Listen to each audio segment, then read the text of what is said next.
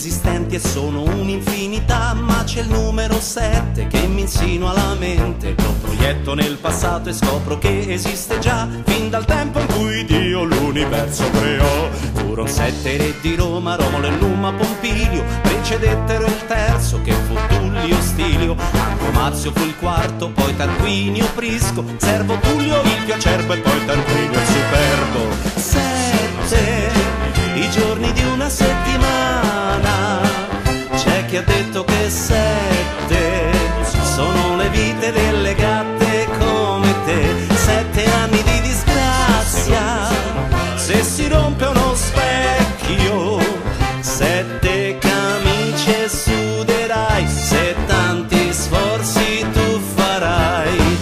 Continuando la ricerca, giuro è la verità, questo numero compare spesso nel cinema. Lo hanno usato Kurosawa ed Ingmar Bergman nei film, molti altri li hanno seguiti, adesso eccoli qui.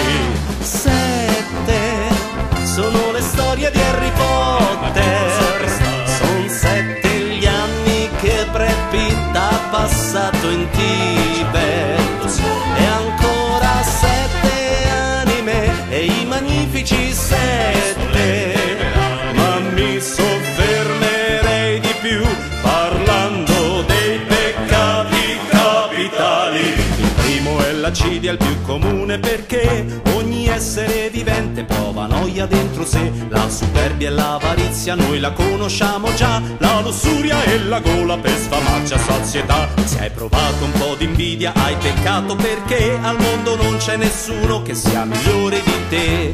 E infine se scateni la tua ira vedrai che di certo dentro te male ti sentirai.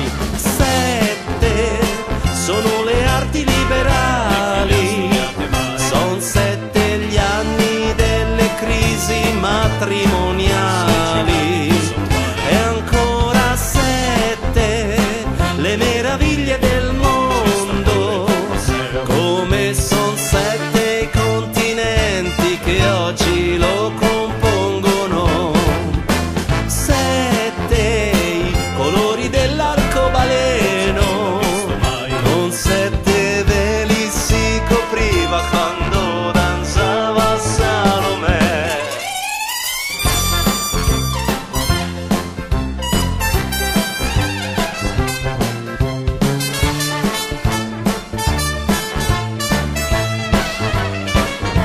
Sette note per creare sta canzone, e allora spiegami perché c'è